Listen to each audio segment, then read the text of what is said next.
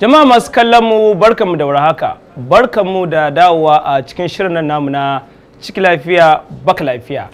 A cikin shirin namu na yau za mu taɓa ɗaya daga cikin abin da ya kamata mace ko kuma amarya ko uwar gida ko kuma duk wani mai harkar abinci ya yi a lokacin asuba kenan, wanda wannan miya tana da matuƙar ƙara lafiya a jikin ɗan adam.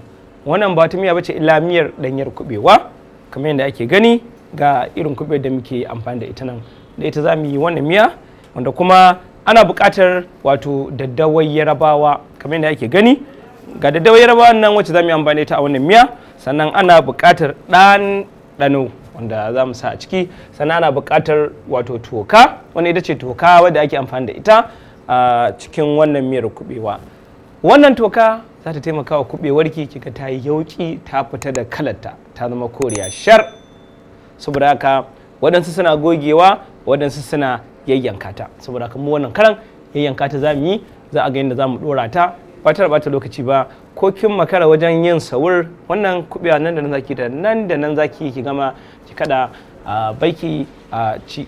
In kin gana ma za ki iya yin miya da ita, ma'ana ki sauce ki yi ta tare da miyarta. In kin gana ma kuma za ki yi ta koriya shar, sai a ɗaga ɗan stew ɗinki ko kuma sauce a samanta. Abin a sannu a wannan tasha mai albarka Africa TV3 a ga yadda za mu yi wannan miyar kuɓewa. Assalamu alaikum wa ila liqa.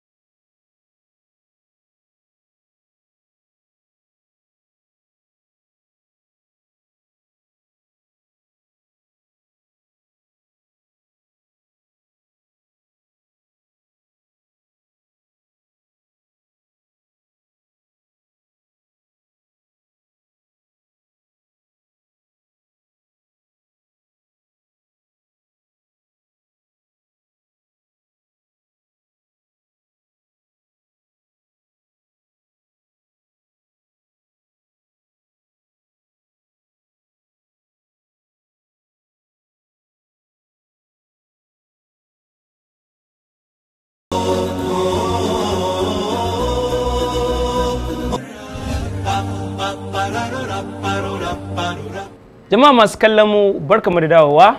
An ga yadda muka yi wannan miyar kubewa kamar yadda ake gani. Ga ta koriya shar, ga ta, ga yauƙi nan kuma yana tashi. Ga shi nan dai. An gani ko? So wannan miyar kubewa ko ba kya buƙatar attaruhu, ba kya buƙatar komi da komi, a haka za a iya cin tuwo da ita. Ba magana gishiri, ba magana gishiri. An ga yadda muka dan saita dandanan mu lokacin da muka zuba ruwa. Yawa.